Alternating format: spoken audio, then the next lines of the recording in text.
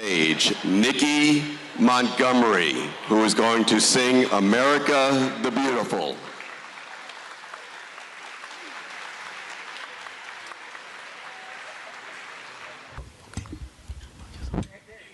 All right. Oh, beautiful for spacious skies, for amber waves of grain, for purple mountain majesty above the fruited plain. America, America, God shed his grace on thee and crown thy good with neighborhood from sea to shining sea. Oh, beautiful for heroes proved in liberating strife, who more than self their country loved, and mercy more than life. America, America, God shed his grace on thee and crown thy good with brotherhood from sea to shining sea. America, America, God shed his grace on thee and crown thy good with brotherhood from sea to shining sea.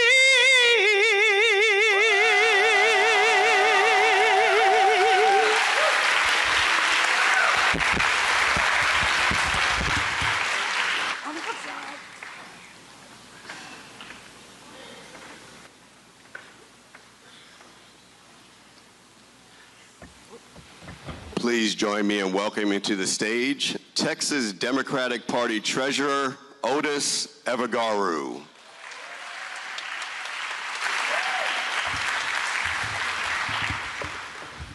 Harris, what's up? Oh, that's not good enough for a Saturday. Harris County, what's up? And to all those who celebrate, and it better be all of you, happy Black History Month.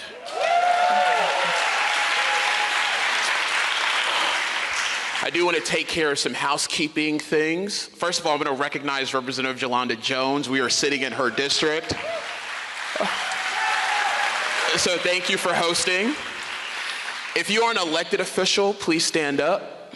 Y'all give it up for our elected officials who are on the front lines fighting like crazy for us.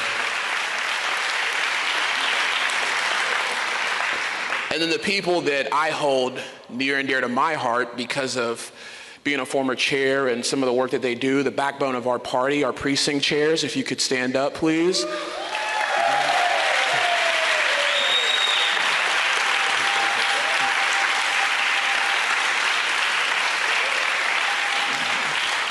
I know we have a couple of county chairs in the building. If you could stand up, please. I know y'all will be up here sooner, but our county chairs.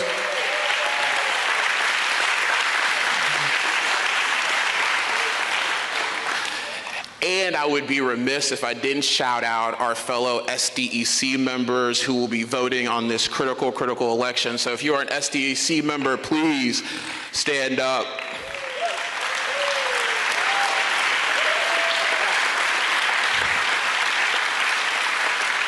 Perfect. I want to thank the Harris County Democratic Party. I want to thank the Fort Bend County Democratic Party, the Brazoria County Democratic Party, Montgomery County Democratic Party, the Waller County Democratic Party, Jefferson County Democratic Party, Galveston County Democratic Party, the Black Caucus, and the Asian American Democrats of Texas for hosting this forum. It's so great when we are unified, and I want to thank Wheeler Avenue Baptist for allowing us to be in this space and always being on the front lines of civic engagement. I'm sick and tired of being sick and tired. That's Fannie Lou Hamer. I'm sick and tired of a president who tramples on the Constitution and has no regard for it. Oh, by the way, thank you, County Attorney Menifee and Commissioner Garcia, for signing on that amicus brief for defending a basic constitutional right. I'm sick and tired of not having health care. Sick and tired of not having a livable wage, even when the other side says inflation is the problem, but they do nothing about fixing our wages. I'm tired of our public education school systems not being fully funded.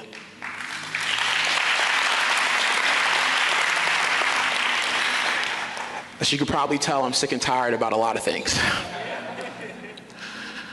And there's a lot of noise coming out of DC, and there's a lot of noise coming out of Austin, but my message to you is do not get distracted. Do not get distracted. Keep focused. That's what they want you to do. They want you to get lost in all of these things, or we're not keeping our eyes on the prize, and that's 2026. Don't worry, we're going to find a U.S. Senate candidate to go up against John Cornyn for now. We're going to find a gubernatorial candidate that's going to go up against Greg Abbott, and go up against Dan Patrick, and go up against Ken Paxton. We're going to do those things. And so today we're here, and you know what, I should say thank you to all of you that's running to be the next chair of the party. That is a tough job. It's a tough job, and I want to thank each of you for coming here. And so with all of that being said, we're looking for a next party chair that can build on some of the accomplishments that we have as TDP, like candidate recruitment, where we're able to have every single statewide race contested, every Senate race contested, and 85% of our legislative races contested in 2024. We're here to build on the successes of continuing strong relationships like we have with our county party chairs and the Texas Young Democrats. That's what we're here to do. And so I'm so happy to see all of you on a Saturday afternoon where you could be by the pool in 80-degree weather here only in Houston and seeing what these fantastic candidates have to say. So thank you so much for being here. And also on behalf of the Texas Democratic Party, we hope that the message that you get from here when we leave is that we're better and we're stronger together than we are divided. Thank you all so much. Have a great rest of your day.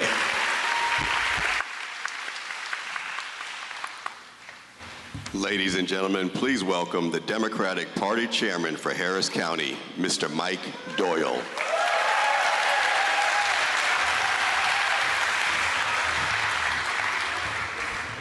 So welcome to a diverse, equitable, and inclusive Harris County.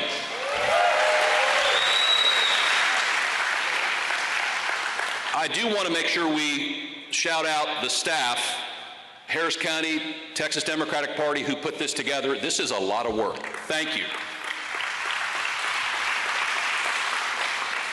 And as we come together, as Otis pointed out, this is really about the entire Democratic Party, every community coming together to fix what we need to fix in this state. And that's what this job is all about. That's what we're going to hear today. That's what we need to do to make sure that this state is what it needs to be, without a doubt. Let me share with you one last thing, and I would be remiss if I didn't do this. It's not just Wheeler Avenue, it's the pastor who is kind enough and who has been kind to this party and has afforded us the opportunity to use their great facility so many times in doing this. And so Pastor Marcus Cosby, who's not here, thank you. Pastor Alexander Johnson, thank you. And I often tell folks there's probably about 36 people who doing this job would be impossible without. And that person among that crowd is Tony Middleton Lewis. Thank you, Tony.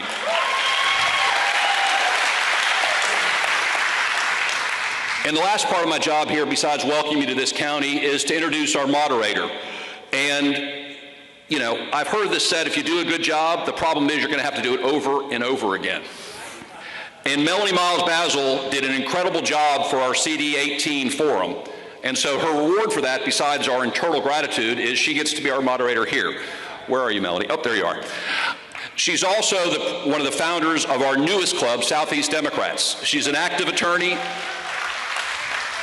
because I'm proud to say in Harris County we have clubs glowing. We have more precinct chairs than we ever had. We've grown in a way that needs to meet the challenges of this county, which are here.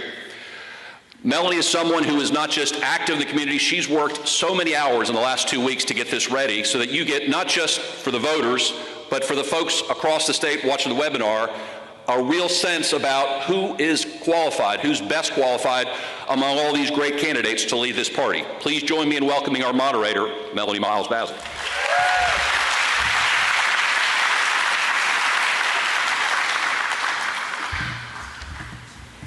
Okay, are y'all ready to get this show started?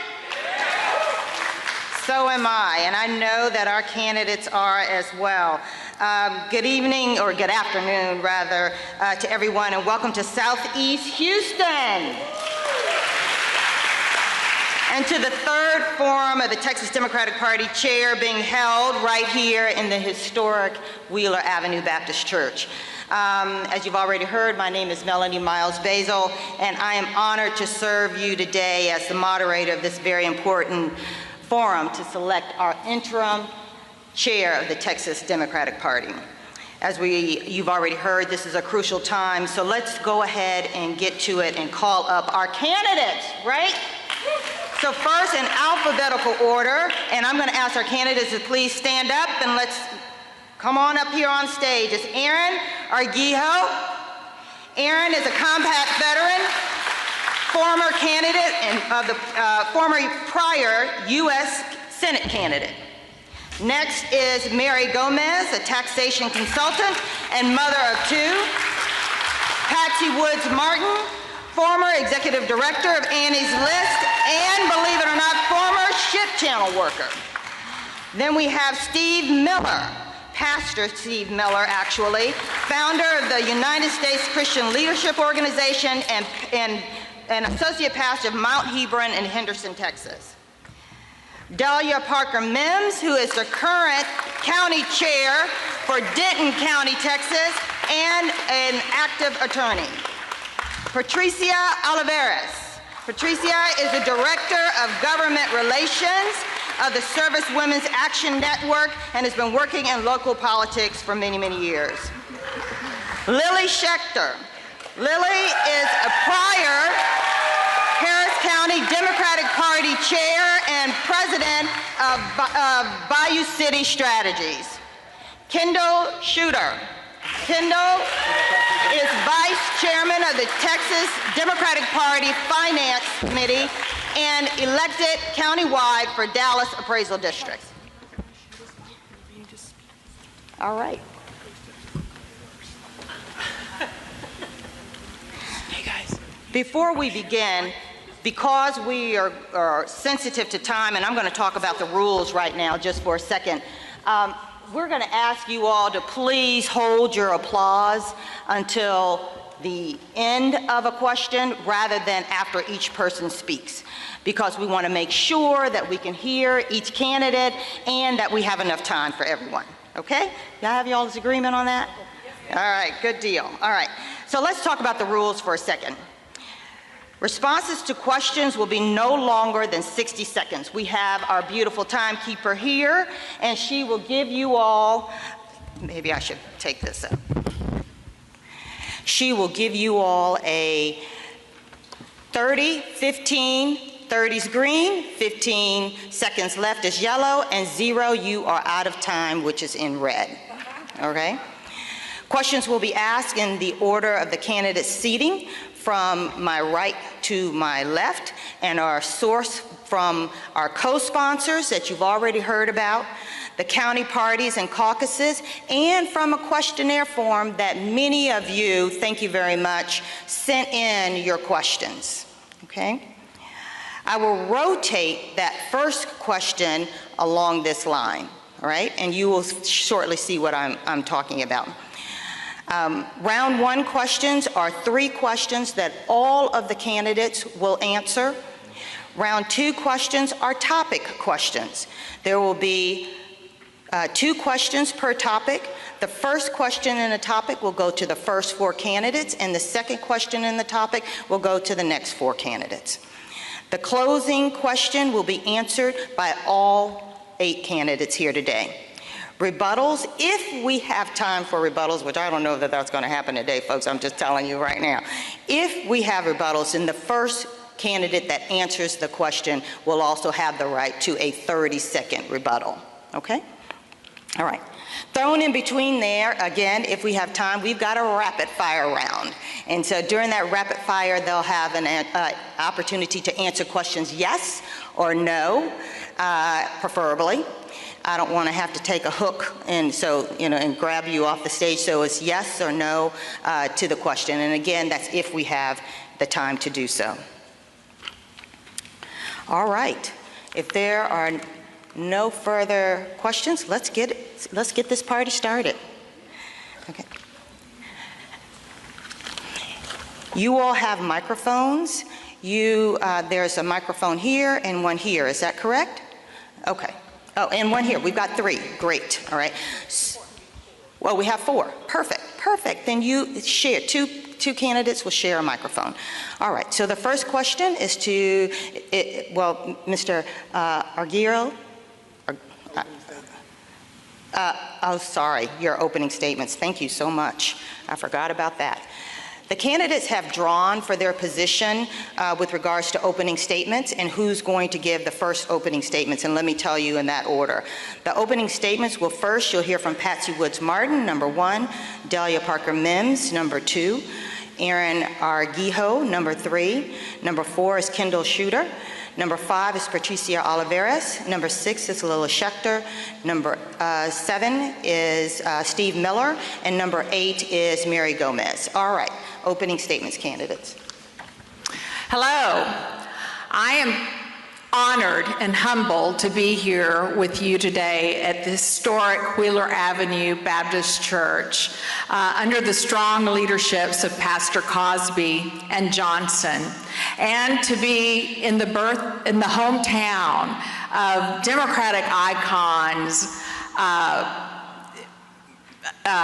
Mickey Leland, Sheila Jackson Lee, and Barbara Jordan.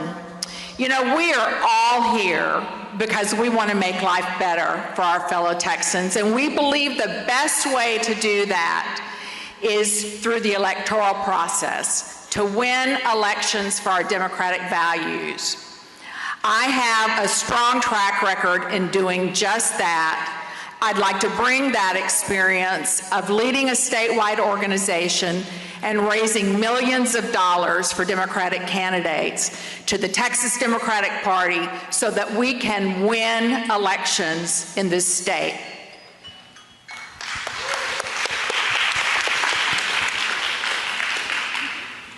Delia Parker Mims. Thank you so much. Good afternoon. I'm Delia Parker Mims, and I'm the current chair of the Denton County Democratic Party, the best county party in the state of Texas, and I'll tell you why. After the election, I was devastated like most of us, but I knew that we have to continue to fight. In Denton County, we've been fighting, and we are the largest county in the state of Texas, that means listen, to increase Democratic turnout. The trend has been to lose Democratic turnout statewide as well as nationwide. But ever since I've been chair, we have been the largest county. We're the 7th largest county in the state of Texas to do that. We also, in more than 30 years, our candidate recruitment has been amazing because we had our entire legislative ballot filled. Our fundraising went from a $20,000 fundraising to a $200,000 fundraising because getting Democrats to the polls is what's important. This is not a popularity contest. This is not who can be busy. This is who can get Democrats to the polls, who can get us organized, and who can work with our county parties. Thank you so much. Aaron Arguello. Thank you all for having me here. The Democratic Party is the only party big enough that can take on the fascism that's taking place here in Texas and across the United States. A lot of hopes and dreams have been shattered in our state and across America with the recent elections that have taken place here. You're going to hear a lot of questions today, some that we may not have the perfect answer to, but unless each and every person up here is willing to go out into the communities of Texas and talk with and speak to people in these communities and hopefully encourage somebody to run for an office, then our Democratic Party of Texas is going to continue to fail. I'm furious. I'm upset with what's happening. I want to do something about it, and I'm here to make this problem my problem. My name is Aaron Arguijo, and I'm running to be your next TDP chair. Thank you. Kendall Scudder. Hi, how are you? Ooh. I don't know, guys. What are we doing?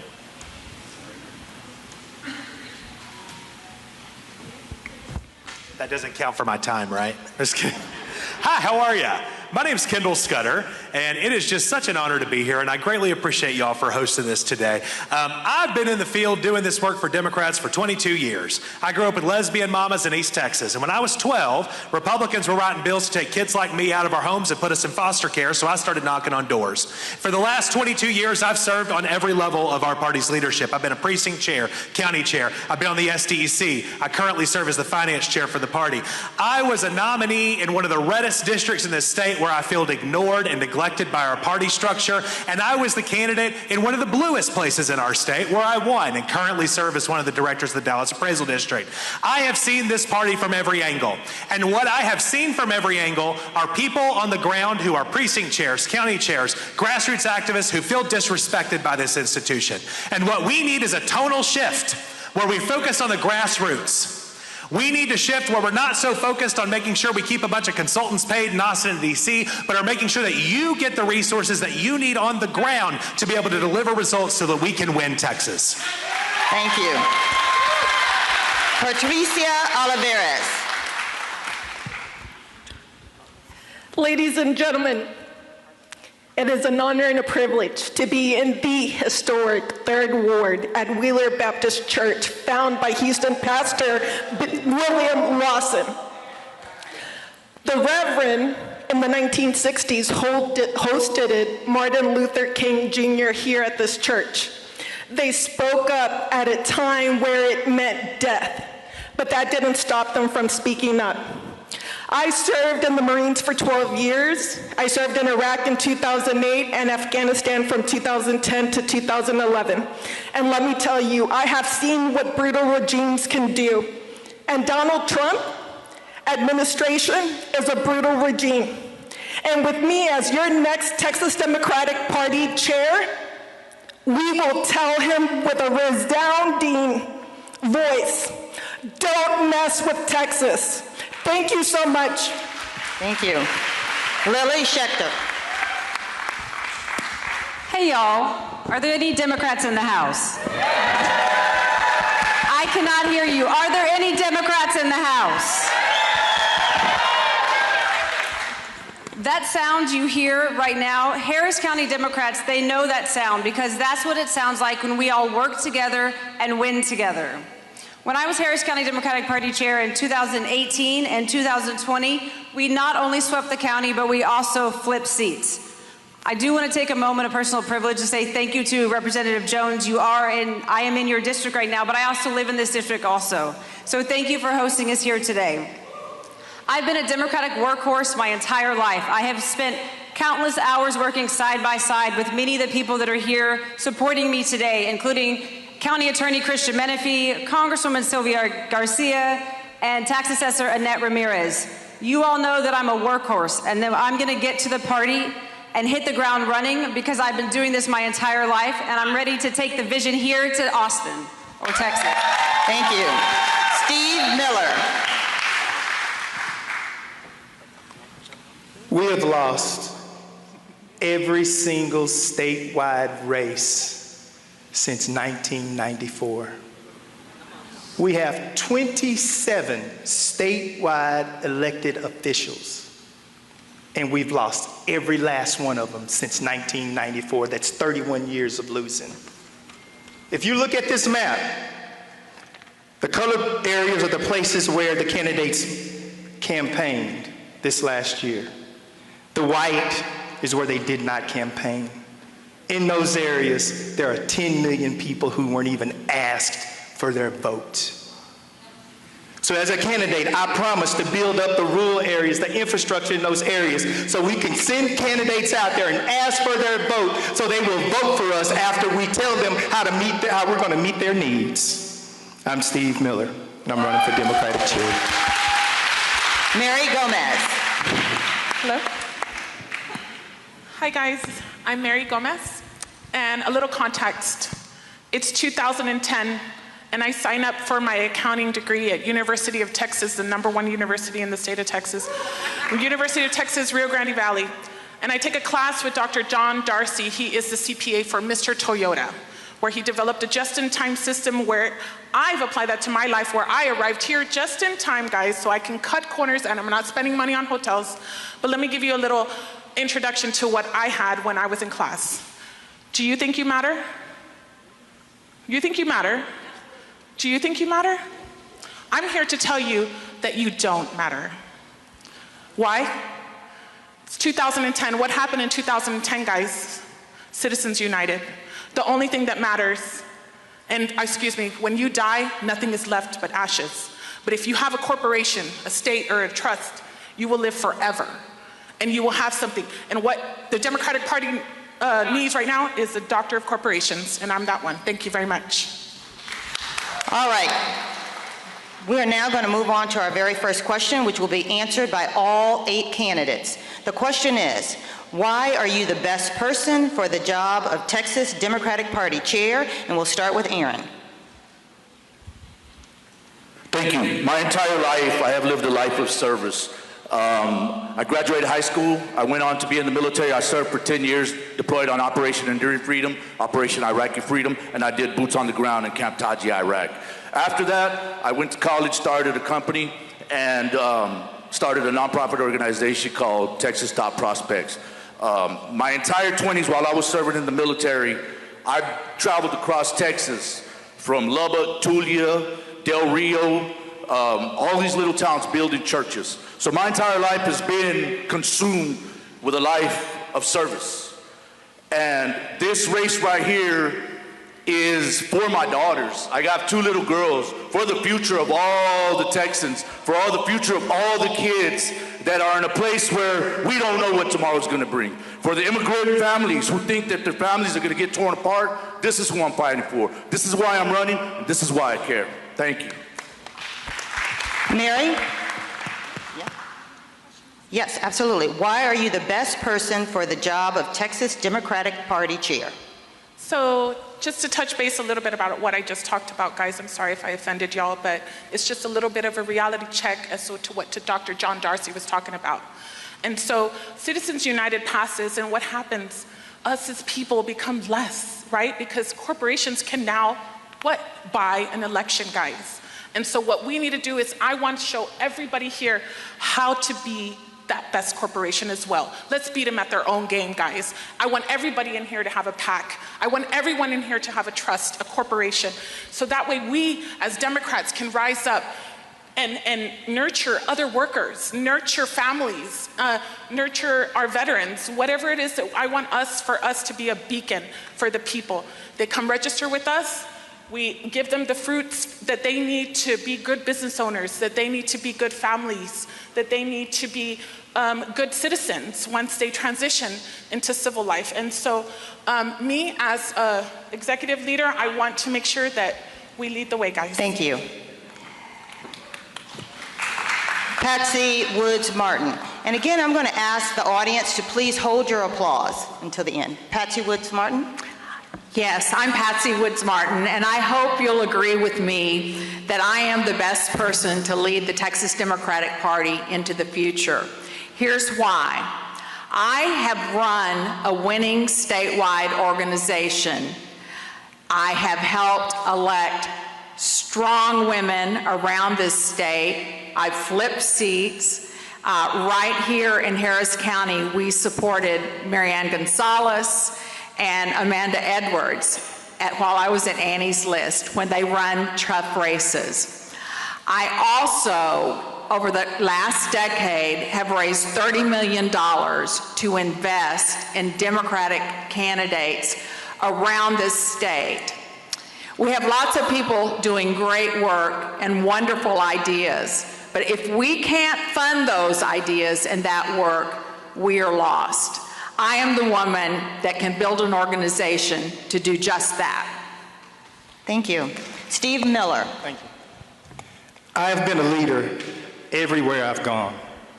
I graduated high school in Henderson, Texas. I was class president from 3rd grade all the way up through senior year in high school. When I graduated in '87, I went to Texas A&M University. I was a member of the Corps of Cadets. I finished number 3 as a freshman in the Corps of Cadets. I also was voted class president at Texas A&M, at the time, the largest class in the country of 10,000 people. I served 8 years in the Army Reserve. I finished number 1 at basic training, and my platoon finished number 1 at basic training as well. I run a nonprofit called the United States Christian Leadership Organization in East Texas, and we organize churches to be more involved civilly. And a few years ago, we organized 17 East Texas counties get out the vote operations, and we got every last one of them funded. Delia Parker Bims. Thank you so much. I'll tell you why I'm the best candidate to lead the state. Because right now, I am the only candidate that stands before you with a record of success and exactly what we need to do in the state of Texas. In Denton County, we were able to transform the 7th largest county to be the largest county in the state of Texas to increase Democratic turnout. We also increased fundraising. We didn't fundraise for popular candidates, we fundraised for the county party, which is a different beast. We were able to invest in that and help our candidates to run and bring out more turnout. We were also number 1 for voter registration. This election is about getting Democrats to the polls. It is about getting them to the polls so we can win seats. We do not have time to argue or fight with each other, and we don't do that in Denton County. We are one team, and that is what we need at the state of Texas level. We need to flip some House district seats in 26, and we need to be ready in 2030 so we can change those maps. We are in the right track in doing that under my leadership in Denton County. Thank you so much. Patricia Olivares. So I've worked in Harris County politics over the last 6 years. There's some of you in this room that know me. And one of the things that you may know about me is that I'm usually not the type to stay silent. I usually say the things that need to be said. And while all these candidates have great plans for the Texas Democratic Party, I'll tell you this. If the Texas Democratic Party leadership were a Marine unit, I would not go into war with them because I don't trust them to do what's right by the precinct chairs, by the voters, by the organizers, by the community activists, because Black and brown people for far too long have been left without a seat. I've built, as Director of Government Relations for a national nonprofit, I've built strong coalitions with Department of Defense, Department of Veterans Affairs, and members on Capitol Hill. I'm ready not just to bring that experience to the table, but as well my electoral campaign experience. Thank you so much. Thank you. Lily Schechter. So why am I the best person to lead the state party? I think I have a ton of experience, obviously, working here on the ground, but it's not just the experience that I have, it's what we all bring to the table. The best person to lead the party is the person who's going to set aside the me and talk about the collective us. We are stronger together. DJ Ibarra, my former executive director, Delilah Agotahili, my also former executive director at HCDP, will tell you that that's how we lead teams in Harris County. Not me, but us all collectively doing work together.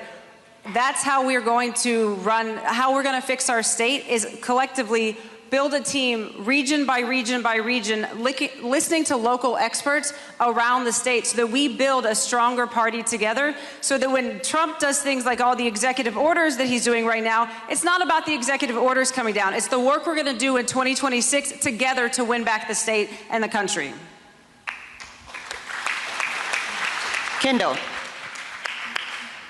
All of these folks behind me are great folks. And I think that we need to get back to a point in the party where we have a tone that we understand that everyone's got something to give. And I look forward to working with every one of y'all to be able to turn Texas blue.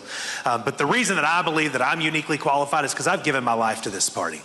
And I have trained on just about every level of leadership in the trenches with you, alongside you.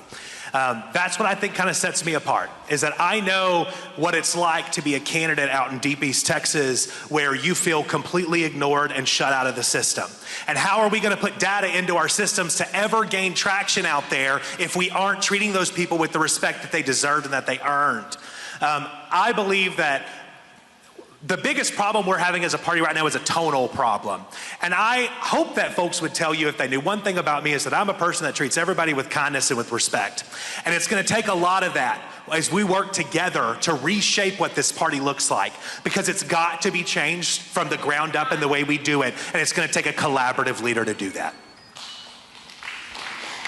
Candidates, as you know, time is ticking. And actually, we've run out of time. 2031, our legislators will vote on redistricting. What is your plan for winning more state house races? We will start with Mary Gomez.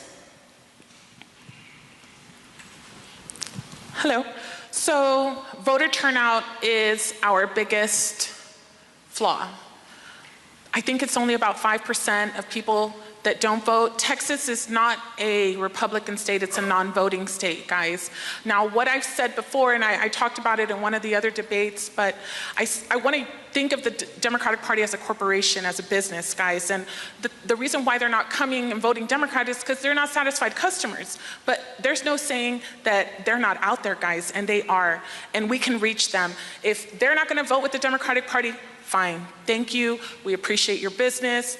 We hope we can find some new customers, guys. And so getting the vote out effort is going to be number one, but we got to make sure that our corporation, our organization is running as seamless as possible so that way we can flow into the counties and into the precinct chairs. And so it's going to take a group effort, but getting out the vote is going to be my number one. And I want to do car shows. I want to do concerts. Anything we can do to bring out the young and new votes. Thank you.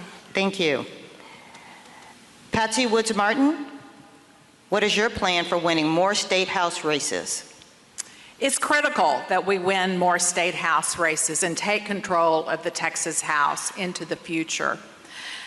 I would start by working with our Democratic Party leaders, our county chairs, our activists, our allies to build a strong plan. We have to take back the House by 2030. And the Republicans are giving us a great opportunity right now. 2026 will be a wonderful, opportune year to flip some seats, and we have to add on to that year after year. The way we do that is with continuous community engagement. We need to work with organizers who are from their communities, who listen to voters, who understand what their needs are. And as a state party, we need to listen to these people so that we can motivate and get our base out to the polls. Thank you. Steve Miller. I think we need to get back to basics, and that is meeting the needs of the people. If you meet the needs of the people, they will vote for you. If you campaign to the people, they will vote for you. And part of that message is this: we need to take it back to jobs. People need jobs in Texas. People really need jobs in the rural Texas. We also need to concentrate on education. My daughter is a sophomore at Texas A&M University. That tuition bill is $13,000 a semester. People need affordable health care. It just costs too much. And people just need to be able to eat, be able to afford to buy groceries. My wife told me, she said, Steve, man, these eggs are $8 and something. I said, honey, what did they used to be? She said, they used to be $3.65. It's more than doubled. It's too much. So we just got to meet the needs of people, pay attention to what they're asking us to do, and ask them for our vote. Delia Parker Mims, what is your plan for winning more state house races? Thank you so much. That is an excellent question. Do me a favor, take your phones out, go to votedelia.org. You can't tell everything in 1 minute. So I'm going to pick a couple of things that we need to talk about. Strategic targeting. That's how we increase Democratic turnout in Denton County. It is a red county, but in our county, we were increasing, not like the state trend in going down. We've got to start targeting, and we actually helped target some other House district races in Texas, one in the Rio Grande Valley. Our strategic strategists in Denton County created a PAC that saw that there was a race in the valley that had flipped Republican. They were 3.4 points behind, 3.4. Strategic targeting. We can't make this a popularity contest. We have to look at races that we can win, and then we have to start engaging in that area. We need to engage all year long, but targeting those races that are strategic, not a popularity contest, because we've got to flip some House seats and we've got to be ready for 2031. Check out votedelia.org. Thank you. Patricia Olivares. Thank you so much for the question. I think most importantly, you can have the best laid plans, right? Let's think about this. When you build a house, what do you start with first? The foundation, exactly. And in the Texas Democratic Party, we are missing foundation. We're trying to support our statewide candidates, our national candidates, but we don't support our down ballot candidates, and that is where we mess up. As a campaign manager for a competitive state house race in 2020, can I tell you how much we raised on that state house race? $1.1 million. We had the whole shebang, all the bells and whistles. And you know what happened? We lost. So it's not just about money, right? You need somebody that can multitask, that doesn't just have the fundraising experience, but that can build coalitions, that can talk to the voter. We need better candidates because a lot of these candidates do not stand for democratic ideals. Lily Schechter. 2031 is going to be a critical year so that we can not get our asses handed to us every election after that. We have to be at the table for redistricting. How do we get there? We have to work our way backwards. Starting today, I think we need to take a step back. Yes, we're going to have targeted races. We're going to all work together in different House races around the state. But if we don't have trust in the Democratic Party, and we don't have trust between the TDP and the SDC and the county parties and our electorate and our donors and our elected officials, if people don't trust the Democratic Party, they are not going to come out and vote for our Democratic candidates, no matter how good they are. So I think we need to take it back down to the very roots of the work that we are all doing together and make sure that we are trusting each other, trusting our elected officials, trusting our SDC members, and creating a culture of trust, transparency, inclusivity. We start there, and then we start going back, okay, what are we going to do in 26? Which races are we going to target? Which ones are we going to target in 28? Which ones are we going to target in 30? But if we don't look at our foundations of building trust around the state, we're never going to accomplish that. Thank you. Kendall Shutter. I greatly appreciate this question. In fact, the most recent House seat that we flipped in the state of Texas was State Representative Mihaela Plisa, and she'll let you know how instrumental I was in being able to flip that seat and holding it. This is something I think is crucial, and the path forward I think is very strategic. What the party should do is create a strategic plan. I get really tired of this defeatist mindset that we always walk into things thinking we're going to lose or we're only going to target 3 or 4 seats. Well, that doesn't flip the House, right? So figure out what that number is. Let's make a strategic plan, and then let's work with our existing constituency caucuses to figure out how we can do year-round campaigning there. People talk about year-round campaigning, but let's actually do it. If the number one race to hold is going to be, State Representative Mihaela Plisa, then let's talk to the AAPI caucus, and let's figure out who we can put on the ground in there that is local, that is going to retain that knowledge there. And it's not just us dropping somebody in and they spend 3 or 4 months trying to figure out where the bathrooms are, right? This is where we're all working together in a year-round effort and a strategic, targeted plan. I think our staff that we have right now has been working really hard in that effort, and I look forward to supporting them in that. Thank you, candidates. The next question is, oh, I'm so sorry, Aaron. I'm looking at the end of the line. You're absolutely right. Unity in the party is going to be one of the biggest things that we can do. If a candidate decides to run, or if we recruit a candidate to run for a seat, having a unified party is going to be, I feel, one of the biggest things that we can do. Additionally, candidates who are running, candidates who are elected, going out and supporting those candidates who are running as an elected official, I think would be helpful for those campaigns. Also, having forums for all these candidates similar to what we're doing here, I think a lot of people try to do it, but kind of making it, mandatory for some of them to show up so you can get to know them. You can hear them out and encourage them perhaps. Maybe they're feeling a little nervous. Maybe they're feeling like they jumped in too deep. But interacting with a lot of the people, interacting with different forums, I believe will help a lot of candidates. Brick and mortar in a lot of small towns in rural Texas, we don't have any representation. I think we have to have at least regionally brick and mortar establishments in every area of Texas. Thank you. Okay, candidates, your third question for all 8 of you is, what do you believe Texas Democratic Party did right during the last election cycle, and what do you think could have been done better? Okay, what did they do right, and what could they have done better? And we ask you to be specific, please, beginning with Patsy Woods Martin.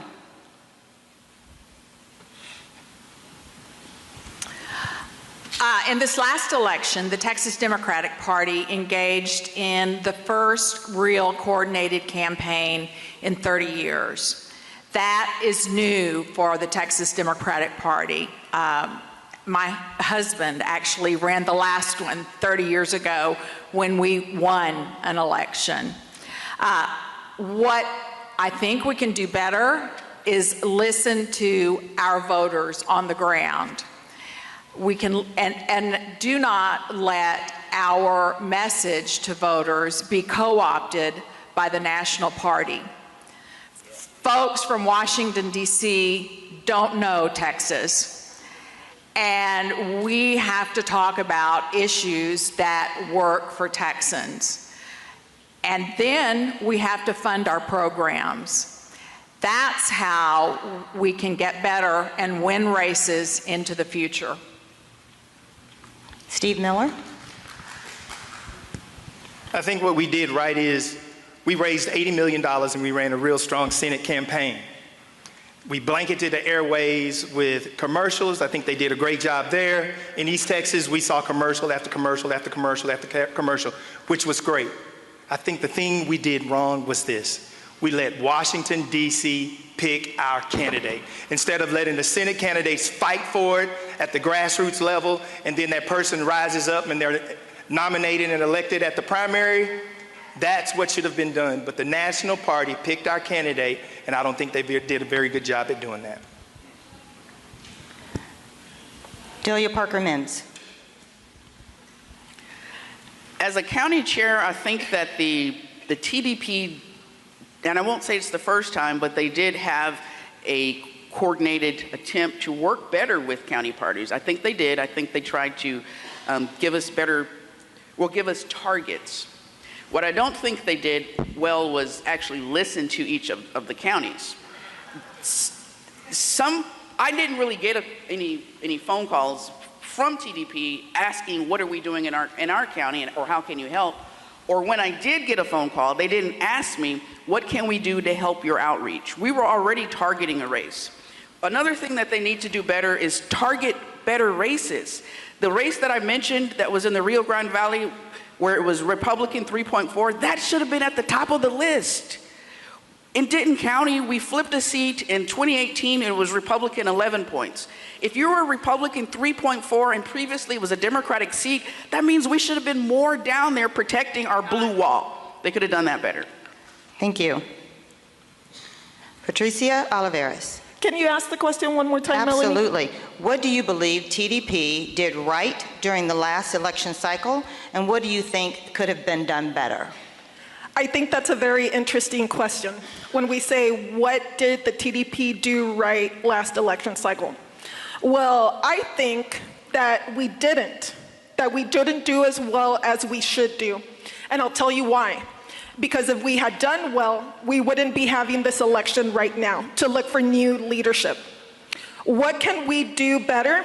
Well, first, we need to get on target with our messaging. And that's why you need a communications professional, a public relations professional just like me who has crafted compelling communication strategies. You need someone who's not afraid to have the hard conversations, so we can fix the structural and the cultural mindset that exists within the Texas Democratic Party.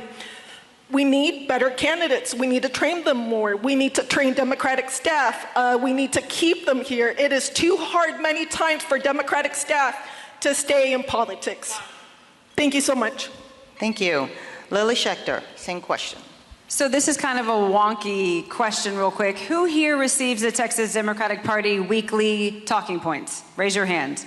I think that's one of the things the party does phenomenally well. The only thing is I wish everyone here raised their hand because they receive these talking points. So I think the party has been doing some amazing communications through their digital platforms and the emails that they send out. I think they've done great work over the last decade to increase their email list. We still have work to do. I think the thing that they could really improve on is collaboration and having a culture of transparency, inclusivity, and trust. Meeting your county parties where they are.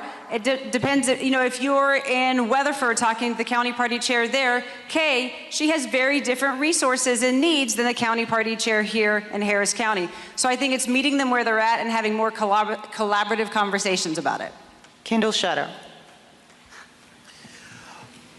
Well, things that I think the party has done very well. I think the party has a great voter protection program. I think the party does a really great job doing primary administration.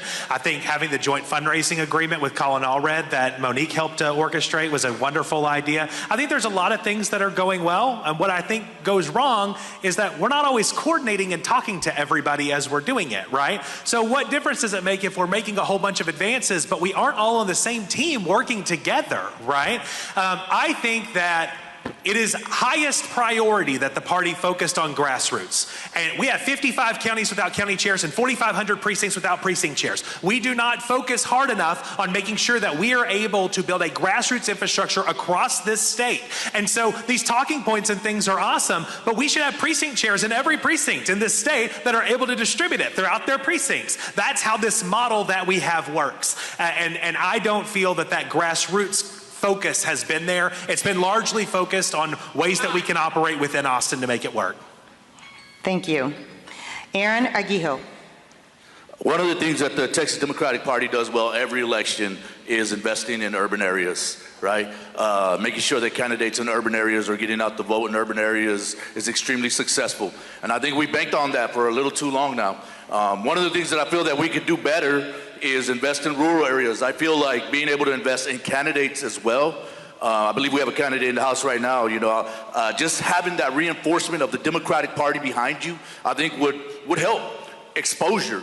As the chair of the TDP, I would like to think that they could share a tweet to the Democratic Party of the United States, right? To the DNC and say, hey, these are our candidates in Texas. Let's get them exposure, right? Simple things. That's very easy, right? It's not a big deal, but somebody with a big microphone and a big platform can possibly push that person over the line when it comes to voting. There's a lot of things we still can do, but I will say that one thing that the Democratic Party of Texas does well is invest in urban areas. Thank you. Mary Gomez. Hello, everyone. So I don't know if y'all know, but I was on the ballot in the primary in 2024 for U.S. Senate, also with Aaron. And one of the things that I did is I traveled across the state of Texas, and one of the first things I did was call the county party chairs. I couldn't get to everyone. I'm really sorry, but it's like every time I'd get on a phone with one of them, I was on there for like 3 hours, and then my whole day went.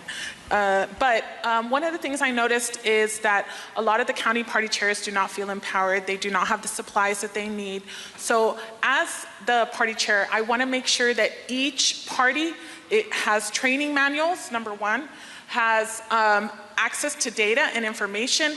And not just that, I want the party chairs to empower their precinct chairs. The precinct chairs are out there in the community. They're going out to lunch with their friends. They're driving, spending gas mileage. We need to find a way that we can either reimburse them for these expenses or so we can help the precinct chairs. That's where the meat is. Thank you. Thank you. Now we are moving to the 60-second portion of, I guess you call this our round two, topic questions. They will only go to 4 candidates, the first question, and 4 candidates, the second question. We're asking you to be specific. That doesn't mean to be lengthy, it just means to be specific, okay? So question number 1, which will start with Steve Miller. In 2024, it's estimated that 61% of Asian voters in Texas voted Democrat.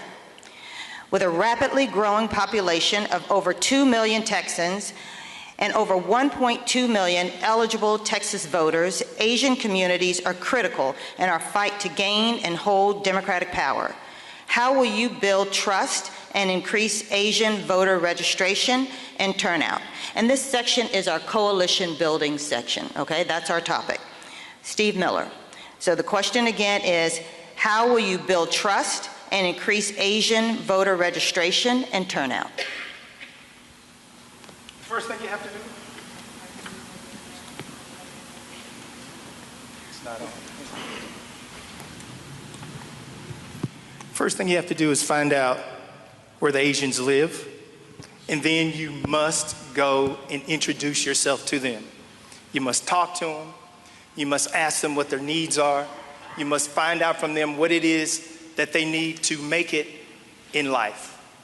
And then you provide that for them. If it's business loans, you tell them where they can get their business loans. If it's education, you help them with education. And then you go to them and you ask them what it is that they need to make it, and you provide that. So in order to increase voter registration, you have voter registration at the churches, you have voter registration at the businesses, you have voter registrations in the communities. And then after that, when it's time to reach out to them for voting, you go into the communities and you ask them to go vote, and then you follow up with them to ask if they did go vote, and if they didn't, you try to provide a way to help them. Thank you. Delia Parker Mims, how would you build trust and increase Asian voter registration and turnout? Thank you so much. First, I'm going to say that our messaging has to change, and I truly believe that no matter what community you're in, our messaging is an economic kitchen table message. Secondly, it's about engagement, and it's about being visible. I know I've been on some podcasts that were Asian podcasts. They wanted to lean Democrat, and they said, you know what? Ted Cruz is always on our podcast. Democrats are never on our podcast. We have to increase our outreach. So I'm going to say again, go to votedelia.org, because I have a very well thought out process of how we increase engagement in all communities, but it starts with messaging. Another thing that's critically important, which is actually the first step, is creating an organizational structure that empowers us all, not just the chair, but our caucuses, to be engaging with the community. It's not about the chair driving around to Asian communities. It's about creating a structure where we are empowered to do that together. Thank you. Patricia Oliveras, same question. I can come up here and say, well, we need to listen, right? But I think that many times when we say that phrase, we're paying lip service to those communities. Because when it comes time to put Asian Americans in power, to empower them in their own communities, we don't do it. And so many times they get disenfranchised and they leave the Texas Democratic Party. What we need to do is we need to be engaging with the community stakeholders. And when I say community stakeholders, I mean the activists, the community organizers. That's who I'm talking about. And we need to align our goals. We need to ask them, what do you need in your community, and how can I provide resources to help you reach your goals? And that is how we engage with the Asian American community and all communities. Thank you. Lily Schechter. So one of the first things I did when I was elected as the Harris County Democratic Party chair was create an AAPI community outreach committee that Rufi Natarajan is here today, was one of the co-chairs who helped with the outreach, because I recognized immediately that I am not Asian American. I wanted to expand our reach and trust local leaders so that we could create a year-round organizing machine. Also, while figuring out how to work collaboratively with other organizations that are on the ground already doing the work. So trusting people like Nabila at RISE to help us create communities and go out into communities around Harris County so that we had a year-round organizing machine that looked like the communities we were going into. We have amazing local leaders like Nabila and Rufi and Rish who are already doing this work. So how do we collaborate with them and bring them into the party so that we're doing more work? Thank you. All right, Kendall, you have a different question starting. It is, some of the demographic, identity, and issue caucuses struggle with funding and institutional support from the party. Will you commit to providing resources to strengthen these organizations? And if so, what will that look like? Oh, I love this question. I actually touched on this a little bit earlier, so I'm going to come back to it. I believe that we do not utilize people for their talents. That's consistent across the board, whether it's folks on the SDEC have significant finance backgrounds to try to put them in auditing, lean, or if it's, wherever folks are at, we just don't utilize people for what their skills are. And that includes our groups that we have, the constituency caucuses. I believe that what we should do as a party is utilize those constituency caucuses to do our year-round outreach. And we should allow them to help us choose who the person is that's doing that work, but then also to help us kind of set those standards and start doing the work around the clock. One thing that we fail at is when we say, oh, we're gonna hire a black constituency outreach person and they're in charge of the whole state of Texas. Well, you're setting someone up to fail. Okay, no one can do that, and it's not going to be stable and consistent. What you have to do is you choose a geographical area that it works within our strategic plan, and you build those and maintain those relationships in a consistent basis, and when you show up, you win. Thank you. Thank you. Aaron Arguijos, same question. Thank you. I believe that, this was really loud. Excuse me. I believe that we have, yes, to answer your question, yes, I will support it. And I believe that we have just as qualified Hispanics, Blacks, South Pacific Islanders, Asians, any minority group. I believe that we have those as talented as we do a white group, okay? So the way I see this is I sit in a lot of board meetings. I sit in rooms where I look around and we all know that it's already hard enough. Men get paid way more than women do, right? We know that in corporate America. So when I see men and then non-minorities in there, I always look around, I'm always the one that's only brown, right? And so I wish that our people could be more, because I know there's a lot of them that are as talented as a lot of people that are not people of color, that can be in those rooms with us. So yes, I will support it, and I truly believe that there are minority groups who are just as intelligent, if not more intelligent, than any other culture or ethnicity. Thank you. Thank you. Marie Gomez, will you commit to providing resources to strengthen demographic, identity, and issue caucuses? And if so, what will that look like? The way I see the caucuses of the Democratic Party, it's like the rainbow of the party. Each one holds its own value, its own vibration, its own power.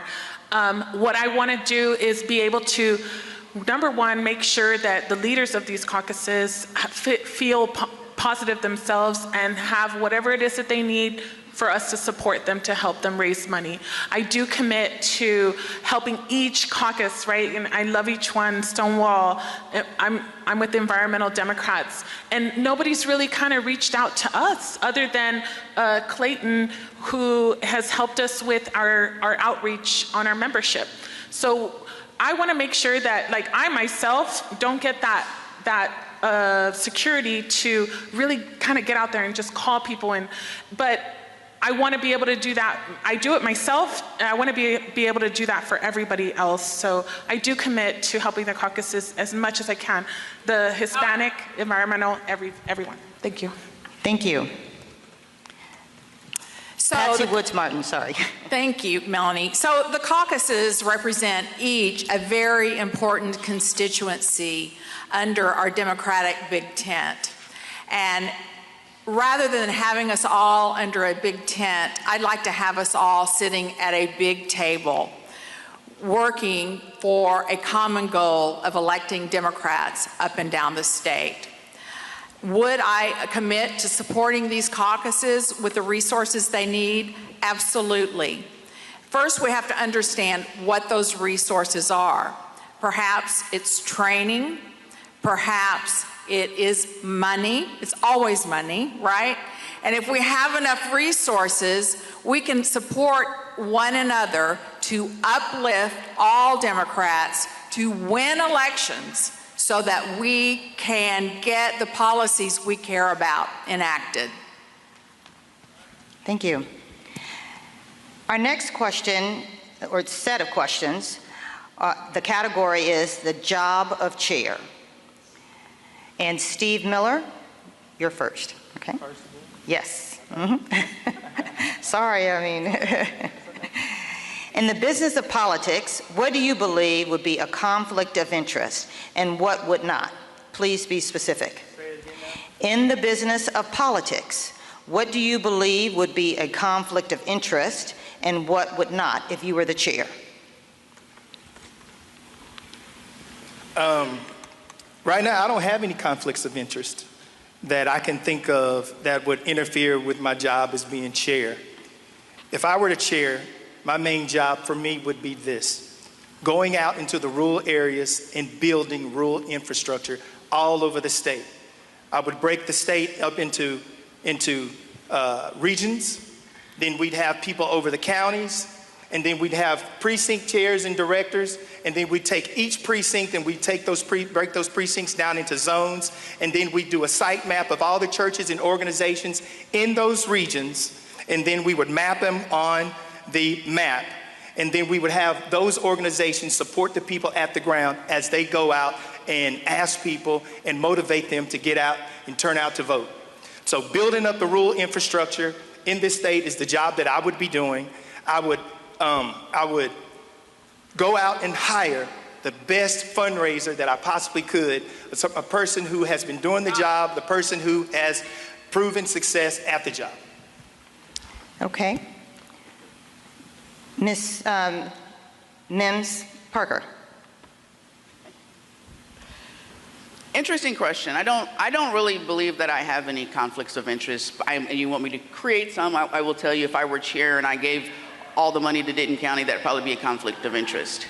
So as chair, I am very data oriented, I'm very strategic oriented, and I believe the first thing we need to do is stop. Create a strategic plan that includes all of our caucuses, our SDEC members, but most importantly, our county parties. We flip Texas through our county parties.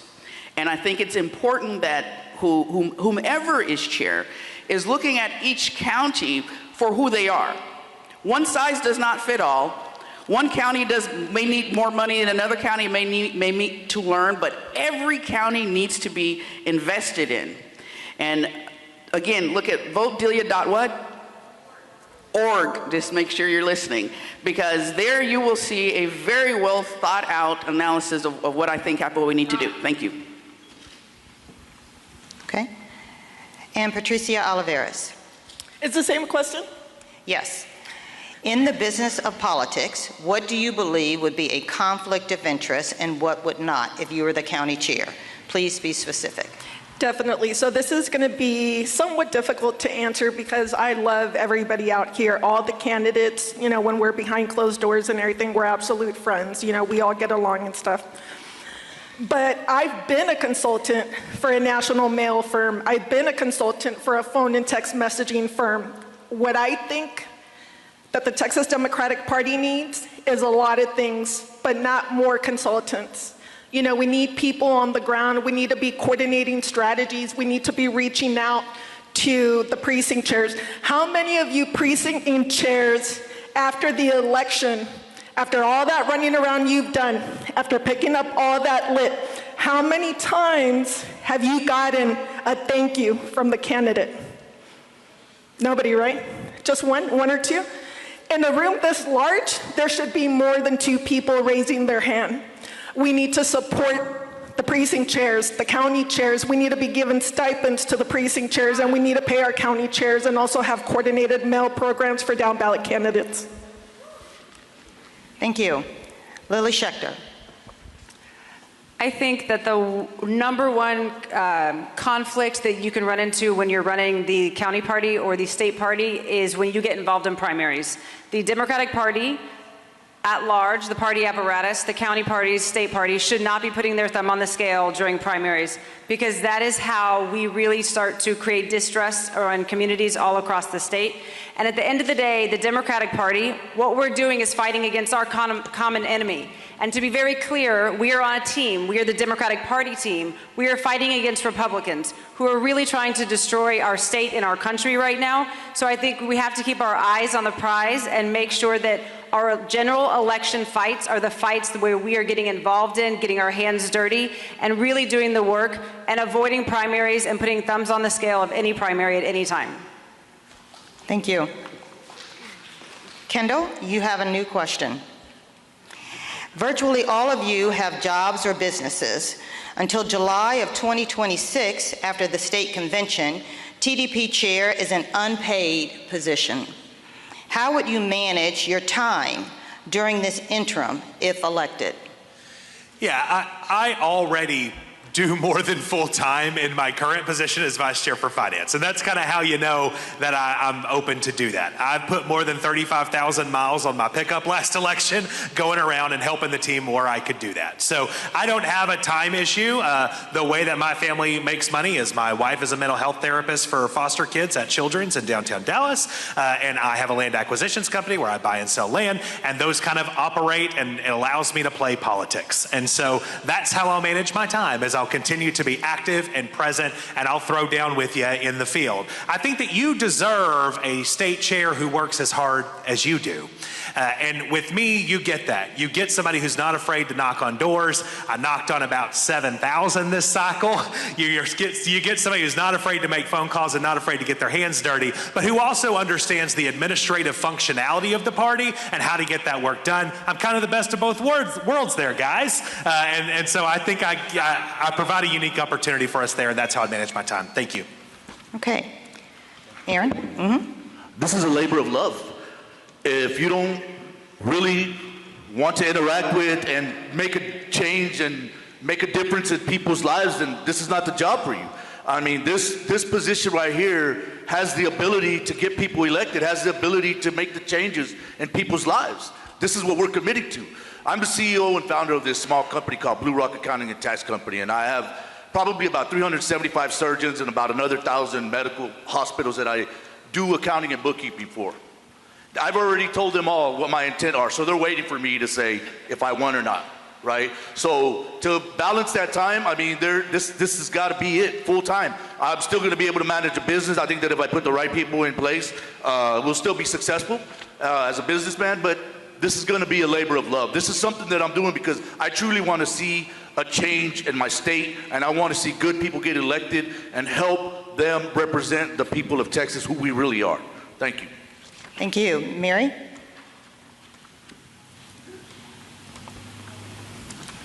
Real quick, on that last question, I wish I would have answered it, because when I filed for chair, someone begged me to remove my application.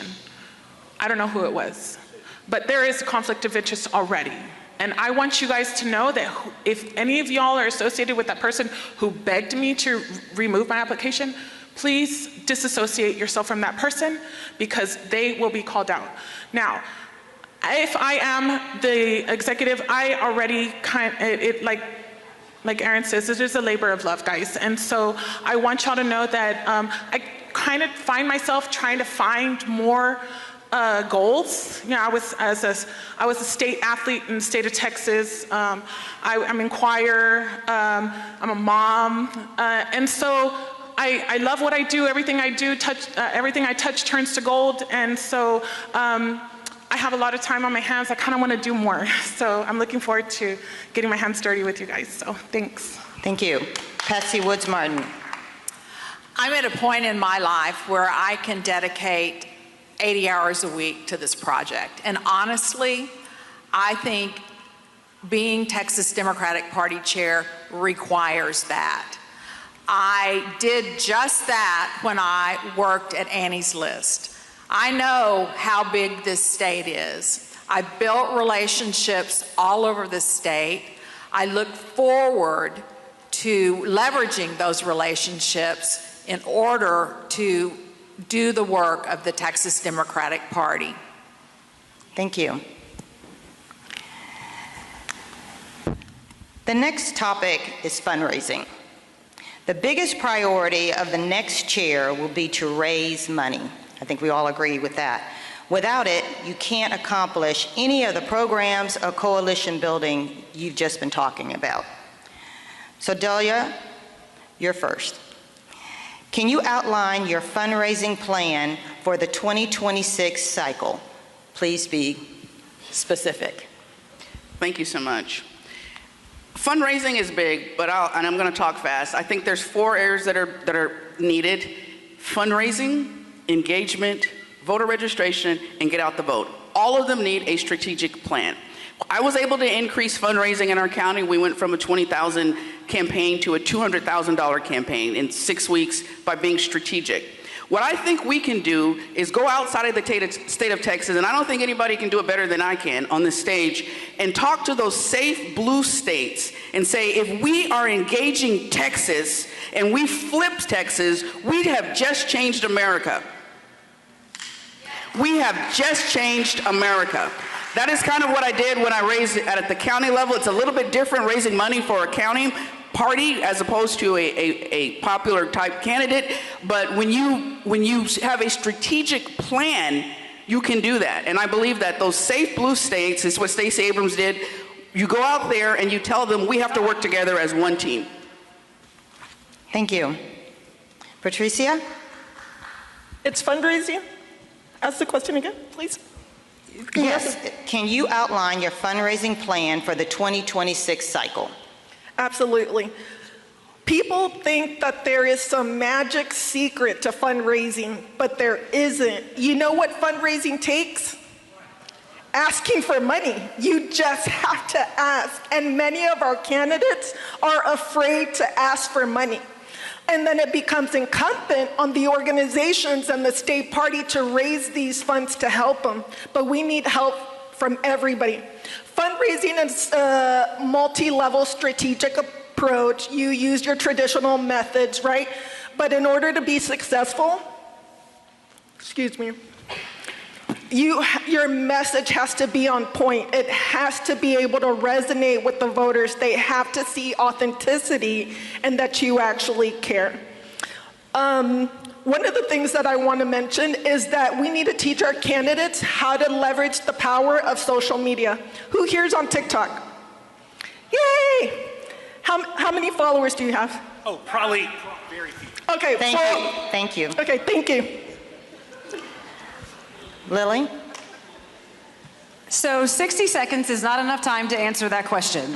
How do we build a plan and a fundraising plan that's going to meet the needs for the state Democratic Party? I think first and foremost, we have to start with the 360 evaluation of where our funding streams are today. But while we're doing that, we also have to start building trust around the state, because the way we get donors, large donors, small donors, grassroots donors, however, to come back to the table is to build trust with the party. So first do an analysis and see where our revenue streams are, where we're getting money in, and then start to build a plan around that. Whether or not you love Colin Allred or you love Beto O'Rourke, we can all agree that they were amazing fundraisers who raised large dollars, massive amounts of money for their campaigns. How do we bring them back into the party to help us recreate their fundraising plans so that we can raise as much money as they were at the party? Thank you. Kendall. This is a very important question. Fundraising is crucial to what we do. It's a very important hat that we wear. I think the county chairs behind me understand too that it is much more challenging to raise money for a party apparatus than just for a candidate or for a nonprofit. And so there's got to be a really strong focus on this. I think there are several different buckets that we're in. The first bucket, we're looking at grassroots, right? How are we jiving up that sustaining membership program? We've been doing a lot of great work on that over the years. I'd like to see us do it more. Do we have any sustaining members in the house? I'd love to see more hands there, okay? There we go. That's bucket number one. Bucket number two is going to be having these events and being able to raise dollars from larger donors, right? We need to be doing more of that in more places around the state than just in Austin and occasionally in Dallas and Houston. Maybe funding specific programs. We need to figure out how it works in with our coordinated or with our strategic plan. I think that's a great bucket. Another bucket that we have is going to be things like endowments and in your wills and estate planning. We very rarely go to people and talk about that from a developments post, but we could create long-term sustainable infrastructure for the party if we focused on that bucket as well. Thank you. All right, Aaron. What new or innovative fundraising idea do you plan to bring to our state party that will either increase revenue or reduce cost at TDP? Sure. What new or innovative fundraising idea do you plan to bring to our state party that will either increase revenue or reduce costs? If you have a pen, you want to write this down. Go to federarelectionscommission.gov and search candidate contributions, filter by zip code, and download. That's a free one, because I want to see Texas win. You're going to be able to see every person in your zip code that has donated to a Democratic Party, a Republican Party. You can just filter out by the Democratic Party. That could start you from a grassroots level. From a ground level, that's what could start you. Top down, there's a lot of ways we could do it. I mean, I've been a part of a couple of acquisitions and mergers, and we just did a $200 million acquisition of this big company that we bought out called MedSure. We had to raise $6 million of it.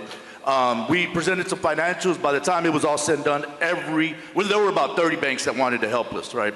I'm not saying this is the approach that we could take, but what I am saying is that there are ways that we can leverage certain assets that we may have so that we can raise funds for the Democratic Party of Texas. Thank you. Thank you. Mary, what new or innovative fundraising idea do you plan to bring to the state party? Well, guys, I'm going to act like I'm already the boss, right? Okay, so what I want you guys to do, all of the precinct chairs, I want you, right now, what is the number one, the hottest topic with the state legislature? School vouchers. And the building that you're sitting in right now was paid for by the state of Texas. You want to know how I know? Because my dad was the CEO for a church in Austin, Texas, for Assemblies of God. The church that we sat in was paid for by the state, right? So, well, we already have investments in the public schools with our students, right? Well, who are the best students? The artistic ones. I want you guys to contact your art students, the music, the painters, the designers, the electronic people. Talk to them and tell them, hey, bring your friends, let's have a little party, let's get together, let's talk, do a vendor market, and then let's talk about politics. A lot of times that I struggle with my kids, they don't want to talk about politics, but at the end of the day, we end up talking about politics. And let me just tell you, I always find a Democrat. Yes. Patsy? So I am going to talk about new and innovative in a second. The first thing I want to talk about is the basics. We've got to make sure we get the basics right at the Texas Democratic Party when it comes to building our brand, building trust, and actually having a person on staff responsible for fundraising. I believe the finance director spot has been vacant for 2 years. That's the basics. Then innovative, I actually launched an effort in Austin called Amplify Austin. That's a digital fundraising platform that raises about $112 million over 11 days of online giving. I wonder if if the Texas Democratic Party couldn't launch such a platform for not only the party, but our allies, so that rather than getting multiple requests, folks could go to one place, decide where they want to give their money in our democratic ecosystem, and we'll raise some money. I think you answered I didn't get no, okay, sorry. Go right ahead. When I was in seminary, the professor came to us one day and said, people do not give to keep the lights on. They said, people give to fund a vision. So as chairman, I would put together a team to come up with a strategic plan where we listen to all of the interested parties and we create a great vision for the party. After we come up with the strategic plan and the vision, we would go out and hire the best fundraiser in the country that money could buy. And then we fund that person. Then we would give that person the plan, the vision, make sure they know it inside and out, and they would fundraise using that vision. And at which time they needed the chair to come to help them get across the line at any point. I'd come out there and then I'd help them get across the finish line. But in short, I would hire a fundraiser who's been doing this for a living for a very long time. We're now going to go to our next topic, which is county parties. Precinct chairs are the lifeblood of the party, and many positions are vacant. What resources and programs would you dedicate to precinct chairs? Patricia, you're going to go first this time. Well, we need to pay them. It's a hard job to do, especially year-round. You know, it's hard to be an organizer when you have to pay the bills. And I've seen it many times where people cannot stay in politics because they're not earning a livable wage. And as Democrats, we need to be embodying those ideals. So we need to provide stipends for our precinct chairs, because I know y'all waste a lot of gas and time running around on behalf of these candidates. We need to, I'm so sorry, I'm a little bit under the weather and my brain's a little bit foggy. But most importantly, we also need to give resources to the county party. Our party isn't all bad. There's just a couple of cracks in the foundation that we need to fix. And I think that if we get that right, we'll have a long-term strategy and we can reverse 30 years worth of Democratic losses. Thank you. Lily? Will you repeat the question? Absolutely. What resources and programs would you dedicate to precinct chairs? Love the question. I started off officially as a precinct chair before I ran for county party chair. And I think the precinct chairs are the backbone of the Democratic Party. Talking to Alan Gutman today, who's one of our very active precinct chairs in Harris County, we talked about a program that he's created. Alan, are you here? Campaign in a Box? What's it called? Organizing in a Box. Alan has a toolkit that he's created for precinct chairs that I think, is ready to go on the road all across the state and help train other precinct chairs across the state. But what it is recognizing that people all around the state are looking for resources in different ways. It doesn't necessarily mean funds. Sometimes it means training. Sometimes it means collaboration. And so making sure that we empower people like Alan to go across the state to train other precinct chairs. Recognizing also that we have a shortage of precinct chairs. We need to recruit more precinct chairs. We need to recruit more county party chairs all across the state. But once we get the precinct chairs and county chairs in those positions, we need to give them the tools that they need. Thank you. Kendall? So the very first thing I want to do as chair is a precinct chair program. I've been a precinct chair before. I know how freaking frustrating it can be as a precinct chair where you don't even have expectations set for you a lot of times. A lot of precinct chairs don't even know what their job is. No one's ever told them.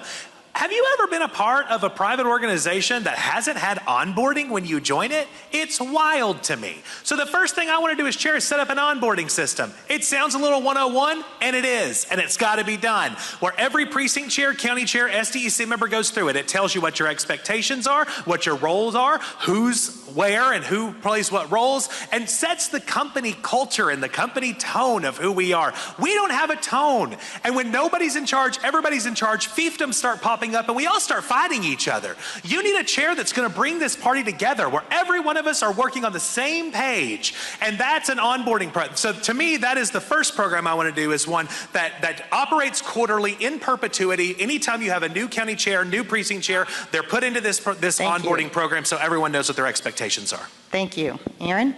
Brick and mortar. We need brick and mortar locations in a lot of areas, at least regionally in Texas, because we are obsolete in a lot of these rural areas. A lot of companies, when it gets too expensive to pay a CPA, they'll hire from within and they'll start growing their own accounting office or their own accounting team from within. We can do that. We can do that with the TDP. Now, I've just looked at a bird's eye view of what's happening with the TDP financials, but if we drill down, I bet there's ways that we could save money. I bet there's ways that we could pay people to build a team from within, and then maybe we could allocate funds to the precinct chairs, right? Not saying they want to get paid. A lot of them do it for volunteer, but what I'm saying is that we can allocate some sort of money to them where they can have at least a $2,000 stipend, for example, at the beginning of the year. That'll help you with rent. Throughout the year, come up with ideas for them to have fundraisers. Hey, this is what Houston's doing. This is what Carrizo Springs is doing. This is what El Paso's doing. Check it out in your community to see if it works. There's a lot of ways that we can do this, so thank you. Thank you. Okay, Mary. What plans do you have for county chairs, and what does that relationship look like? Well, I think I have a really good relationship with some of the county chairs for the state of Texas. It's unfortunate that I don't have a good relationship with my county chair for Hidalgo County, but it's a work in progress. And what I do want to do is basically just get to know everybody. What I did for my Senate race is I called you guys, I stood on the phone, I listened to you guys, not because I wanted to, but we just engaged. It was like almost like a connection. Democrats are my people, I love it. Every program that I ever applied for before I ever started voting, at the end of that program there was a Democrat. And so I think that I'm already connecting with a lot of the chairs and a lot of the SDEC, a lot of the precinct chairs, and I look forward to listening more and getting what it is that you need. That was my promise as a Senate candidate as I was running, because I saw all the cracks in the foundation, guys, and so I'm ready to fill in the gaps and make sure that you guys feel appreciated. Thank you. Thank you. Patsy? County chairs are critical for the future of the Texas Democratic Party. They are our ears and eyes on the ground. And I actually have set meetings in the next 2 weeks with our county chairs. And I've done it by the size of the county they work in. What county chair in the large counties is interested and needs from the Texas Democratic Party is very different than what a county chair in a rural county across the state needs. So we have to listen, we have to empower. As a state party, we can build templates for our county chairs to use as they recruit precinct chairs. The state party should be the center and working as the hub with our spokes, our county chairs. Thank you. Steve? In East Texas, what I did was I called up the executive committee member and asked them who all of their county chairs were. There are 42 counties in East Texas, and I've worked with about 30 of them. And after learning their names, I gave them a call. I went to them. I asked them what it was that they needed that I could help them with. Through them, we went to the local preachers, and we organized together. We had back to school drives, we had voting drives, we had get out the vote operations, we had souls to the polls, and in organizing with them, we organized 17 counties in East Texas, and we had souls to the polls in each one of them, and we got them all funded. So I've had extensive work with many of the county chairs in East Texas. Delia, thank you. Thank you. Flipping Texas runs through our county parties. We have to respect and understand that. I speak county party language. My county is a lot like the state of Texas. We've got rural areas, we're large suburban areas, and we're very close to the urban side of Dallas. We have precincts that include that area. It is not what we will do in the future as far as my county, as far as being the county chair that I am. We are already working with county chairs. And what I have learned is that even organizational structure is something that they struggle with. Dealing with people, if you're a leader, you know how difficult it is to deal with Democrats. So providing support with our county chairs is important. But what I want to emphasize is because Denton County has been so successful in increasing turnout and getting voter registration, we have already begun reaching out to other county chairs and talking to them. And they've been reaching out to me, asking how do we develop that structure? And we need to do that. Okay, everyone, we're going to change the pace a little bit here. And maybe even lighten the mood just a tad bit and give our candidates a chance to breathe a second. And we're going to have a lightning round. So in this lightning round, we would like you to give us a one-word answer, okay? If possible, if it calls for it. And we're going to just start here and go straight down the row, all right? All right. Aaron, what is your favorite and least favorite, pardon me, who is your favorite and least favorite president? We all know Donald Trump is the worst. We all know Joe Biden was one of the greatest. Okay. Mary? Your favorite president and your least favorite? The one who made me a Democrat, guys, President Barack Obama. And my least favorite is Ronald Reagan. Okay. Patsy? Favorite and least favorite? Least favorite is Donald Trump. Favorite is Barack Obama. All right. Steve, favorite and least favorite? Favorite, John F. Kennedy. Least favorite, the current occupant of the House. Yeah. Delia?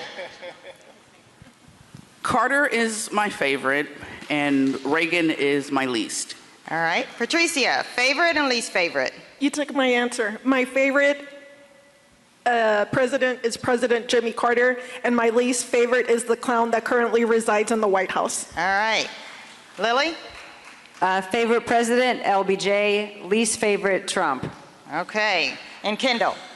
My favorite is Franklin Roosevelt, and my least favorite is Ronald Reagan. All right. Kendall, we're going to go with you now. If the mascot of the Democratic Party was not a donkey, what mascot would you choose? A one-word answer. Oh, I don't know. Just quickly, this is lightning. Peacock. Lily? This is lightning, folks. That's what I'm going with, peacock. Okay, that's fine. What is my, what? If the mascot of the Democratic Party was not a donkey, what mascot would you choose? Oh, that's really difficult. I'm going to go with a dog because I love my dog. Okay, all right. I'm going to say sharks. I love Shark Week, so we're going to be sharks. Okay, Delia? The Black Panther. Okay, Steve? A thoroughbred. All right. The king of the jungle. All right. Mary? Oh, hello. I'm with Delia, but mine is Pink Panther. Okay. And Aaron? The real American freedom, the buffalo. Okay. All right. Okay, so here we go, and just to be fair, we're going to start with you, Steve, since you're in the middle. What's your ideal presidential and vice presidential Democratic candidate ticket in 2028? One more time. Ideal. What's your ideal presidential and vice presidential Democratic candidate ticket in 2028? That's a good one. Wes Moore for president, Gavin Newsom for vice president. Okay, Delia? Governor Whitmer for president, and Josh Shapiro for vice. All right, Patricia? Kamala Harris, again, because black women need to be in charge. Okay. They definitely need a seat at the table. All right, come on. What's the other one? Lightning. And the vice president? AOC, Alexandria Ocasio-Cortez. Okay, Lily? This is ideal, right? This Ideal. doesn't have to be real. Ideal. Maybe we speak it into existence. Michelle Obama and Pete Buttigieg. Okay. Kendall? It would be inappropriate for the party chairman to play favorites in a primary. All right, Aaron? Kamala Harris and Hakeem Jeffries. Okay, and Mary? So this is kind of out of the ordinary, but I would recruit Paul Ryan as president, and I would put AOC as vice president. All right, Patsy? Good luck with that. Yeah, he hates the Republican Party now, Wes guys. Moore and Gretchen Whitmer. Okay, all right. All right, so how are we doing, everybody? Okay? Okay. All right. Okay, so we're at the stage now. We have a couple of more questions. I know the time has gone long. That's why I'm checking in with you all as well. Okay, wrap it up? Okay, all right, then we're wrapping up here. So our final questions. Let's get to them.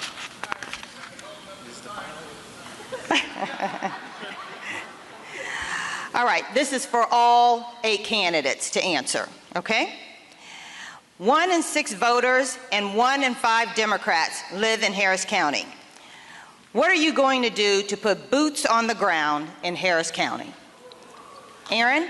Yes. work with organizations locally here in Harris County, organizations that are already established here that would help us go into these areas, specifically the 5th, the 3rd, all of Houston, and help us get more voter turnout. I think right now we are at a time in our country where people are realizing that it was very important to vote. So I think that there's an energy going around the country that may just help us flip Texas this year or this upcoming election. So to do that, I think that one of the most important things that I could do here in Houston is to work with the local organizations that are already established and reinforce them with more Democrats. Thank you. Okay, Mary? Yes, what are you going to do to put boots on the ground in Harris County? Hello? So what's the first thing I talked about, guys? I talked about how corporations have more power than individuals, right? So what I want to do is every single precinct chair to have their own political action committee. And you guys will receive donations and make expenditures. I want you guys thinking like corporations, each and every one of you guys. And not just that, you're going to also teach your children. And that's going to be a legacy upon a legacy. And we're going to build an army that will be unstoppable. Because what are we going to do? We're going to beat them at their own game, guys. Thank you. Thank you. Patsy? So in order to win a statewide election in the state of Texas, a candidate has to get 60% of the vote in Harris County. So how do we do that? There are organizations on the ground right now doing the work. Folks like TOP, our Democratic clubs, our Democratic County Party.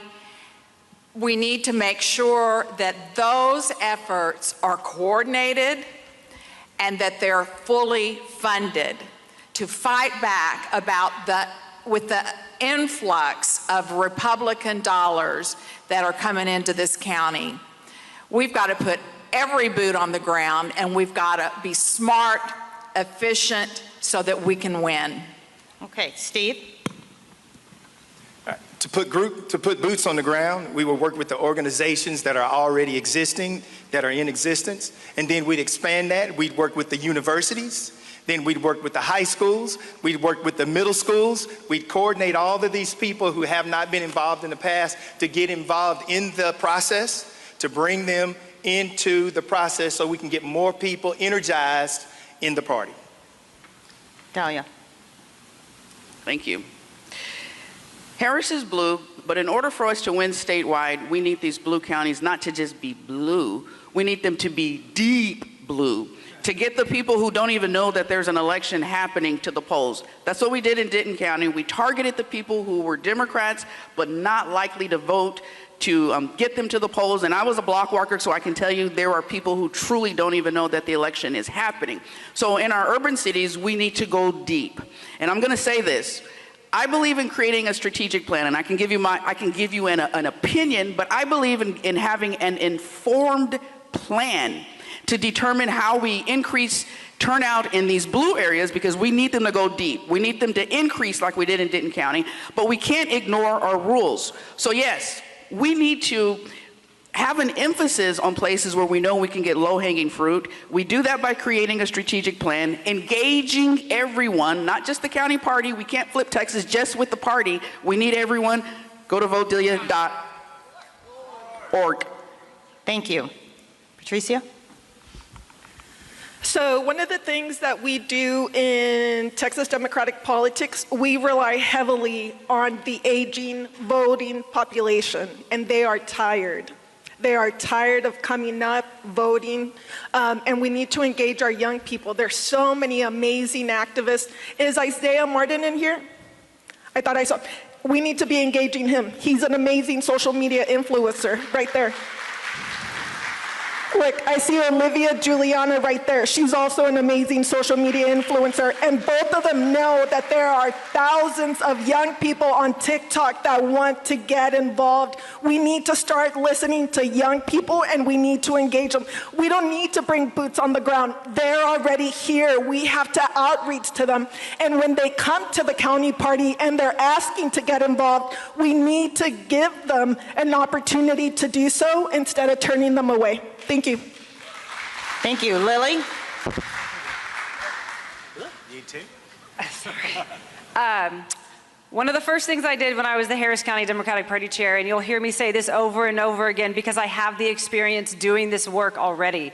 When I went onto the office in 2017, we had a huge office. We had very few staff members, so what did I do? We opened the doors to Battleground Texas, Swing Left, TDP, and the DCCCs so that we could all work together collaboratively to create a community and a vibrant community so that we could create a year-round organizing machine. It was not just about working together around election times, it's working day in and day out and doing trainings leading up to the election time. So the way we get more boots on the ground is respecting our county parties and working side by side with them, and then working with everybody else on the ground that's already doing the work. Thank you. Kendall. There's two trains of thought here, right? Well, there's always one group of people who says, well, the only way we're ever going to flip Texas is if we start milking more blue votes out of blue areas. And then there's another group of folks that say, well, the only way we're ever going to flip Texas is if we start doing better in rural areas. And the reality is they're both wrong because they're both right. We have to be able to do both of them, right? We are the party that created the Great Society and the New Deal. We put a man on the moon. Surely we can organize in both rural and urban places at the same time, okay? It shouldn't be such a difficult concept. We need to focus largely, in my opinion, in the suburbs where we're seeing Harris County growth really start to sprawl out. And Patsy's completely right that we talk about Harris County being blue, but if it ain't blue, or we don't really have much of a path there. I think you're correct. A lot of times these blue areas do get written off because we're like, well, they're already blue, we'll try to flip other places. But you can't do that. We have to find ways to be able to get more votes out of Harris County, Dallas, Travis. And the way we do that is by showing up, being intentional, putting boots on the ground, and working with the people that are on the ground already doing the work to try to support them in their data efforts. Thank you. Everybody give our candidates a hand. All right. They've done a great job here today. Oh, no, yeah, we did. You were looking at me. I was like, did I forget you again? So they've done a great job here today. And I also want to thank Wheeler Avenue Baptist Church again, all of our hosts, all the county chairs and the county parties. I'm going to ask David Wynn to head this way to close us out from the Asian American Democrats. And we want to thank you all. Thank you for coming out. Thank you, all of you that are watching via social media. This has been a huge undertaking, and especially for them. They're crossing and crisscrossing all over Texas. And so they realize, and so I know that you all realize just how important this is. We promised them closing statements, but instead, I'm going to ask you all, for the sake of time, there's a mix and mingle after this right here in this room. You have the opportunity to speak directly with these candidates, ask them any remaining questions that you may have, connect with them via their social media, and please talk to your neighbors. David? Please welcome the State Secretary of the Asian American Democrats of Texas Caucus, Mr. David Wynn.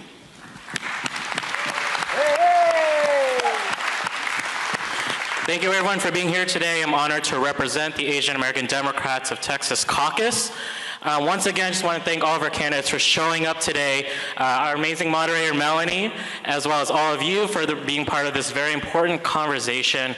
I just want to shout out the Texas Democratic Party, Monique and Marco, Harris County Democratic Party, Chairman Mike Doyle, Nicole, as well as all the staff and volunteers, our co-hosts, from the different Democratic parties, Fort Bend, Brazoria, Montgomery, Jefferson, Galveston, and Waller counties, as well as Wheeler Avenue Baptist Church for providing this great space.